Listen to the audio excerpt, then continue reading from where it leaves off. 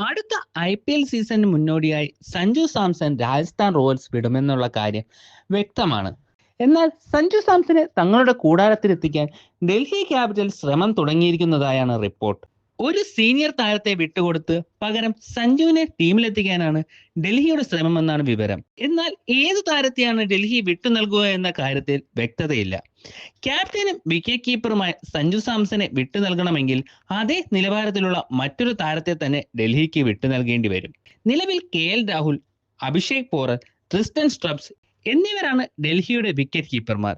അക്ഷർ പട്ടേലാണ് ക്യാപ്റ്റൻ. ഇവരാർക്കെങ്കിലും പകരമായി സഞ്ജുവിനെ ടീമിലെത്തിക്കാനാകുമോ എന്നാണ് കണ്ടറിയേണ്ടത്. ബൗളിംഗിൽ കരുത്തുകൂട്ടാൻ ശ്രമിക്കുന്ന രാജസ്ഥാൻ പേസർ മിച്ചൽ സ്റ്റാർക്കിനെയോ സ്പിന്നർ കുൽദീപ് യാദവിനെയോ ചോദിക്കാൻ സാധ്യതയുണ്ട്. KL രാഹുലിനായി കൊൽക്കത്ത നൈറ്റ് റൈഡേഴ്സ് ശ്രമം നടത്തുന്നതായി നേരത്തെ പല ഇന്ത്യൻ മാധ്യമങ്ങളും റിപ്പോർട്ട് ചെയ്തിട്ടുണ്ടായിരുന്നു. ക്യാപ്റ്റനും വിക്കറ്റ് കീപ്പറും ഓപ്പണറുമായിട്ടാണ് രാഹുലിനെ കൊൽക്കത്ത പരിഗണിക്കുന്നത്. കഴിഞ്ഞ സീസണിൽ കൊൽക്കത്തയെ നയിച്ച അജിങ്ക്യ രഹാനെ ഈ സീസണിൽ തുടരാൻ സാധ്യതയില്ല. ഇതിനാലാണ് പുതിയ ക്യാപ്റ്റനെ കൊൽക്കത്ത തേടുന്നത്. സഞ്ജു സാംസണെയും കൊൽക്കത്ത സമീപിച്ചതായി റിപ്പോർട്ടുകൾ ഉണ്ടായിരുന്നു.